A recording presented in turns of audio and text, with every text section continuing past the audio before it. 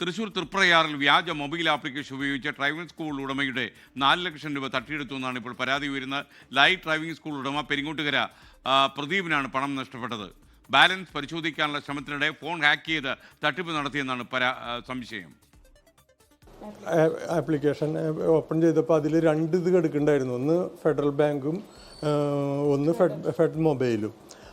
അതിൽ അപ്പോൾ ഞാൻ ഫെഡ് ബാങ്കാണ് ഓപ്പൺ ആക്കിയത്, അത് മകനാണ് ചെയ്തത്. അപ്പോൾ അതിലേക്ക് അതിൻ്റെ മുമ്പ് ATM കാർഡിൻ്റെ നമ്പർ കൊടുത്തിരുന്നു. ഡീറ്റെയിൽസൊക്കെ കൊടുത്തിട്ട് 1 മാസത്തെ സ്റ്റേറ്റ്മെൻറ്റ് എടുത്തു.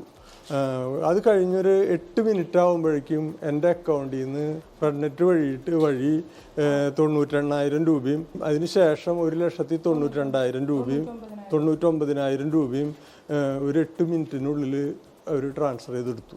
ഫ്രീസ് ചെയ്തതിന് ശേഷം ഒരു 25,000 രൂപ വീണ്ടും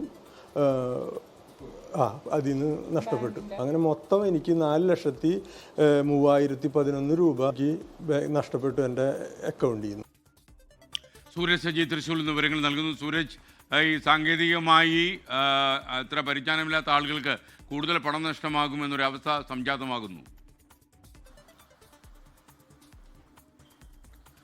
തീർച്ചയായും, അതായത് ഈ പലപ്പോഴും പ്ലേ സ്റ്റോറിൽ കയറി നമ്മൾ ഈ മൊബൈൽ ബാങ്കിങ്ങിന്റെ ഭാഗമായിട്ട് ഈ ആപ്പുകൾ ഡൗൺലോഡ് ചെയ്യും. അങ്ങനെ ഇവരുടെ മൊബൈലിലേക്ക് ഡൗൺലോഡ് ചെയ്തിരുന്ന ആപ്പ് അത് ഒരിക്കലും ഈ ബാങ്കിന്റെ യഥാർത്ഥ ആപ്പ് ആയിരുന്നില്ല, അതിന് പകരമുള്ള മറ്റൊരു ആപ്പായിരുന്നു. അങ്ങനെ ഇവർക്ക് തെറ്റിദ്ധരിക്കപ്പെടുന്നു.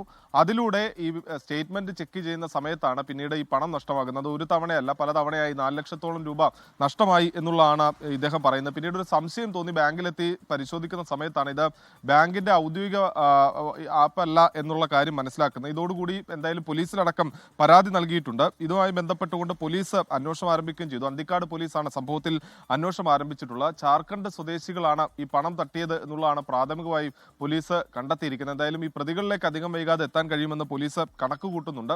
ബാങ്കും ഇത് സംബന്ധിച്ചുള്ള ഒരു ആഭ്യന്തര അന്വേഷണം ആരംഭിച്ചിട്ടുണ്ട്. സ്വാഭാവികമായും ബാങ്കിന്റെ പേരിലുള്ള ഒരു സമാന്തര ആപ്പാണ്, ബാങ്കിന്റെ തെറ്റിദ്ധരിപ്പിക്കുന്ന തരത്തിലുള്ള ഒരു സമാന്തര ആപ്പാണ്. സ്വാഭാവികമായും ബാങ്കും ഇതിനകത്ത് പരാതി നൽകിയേക്കും എന്നുള്ളതാണ് നമുക്ക് ലഭിക്കുന്ന വിവരം.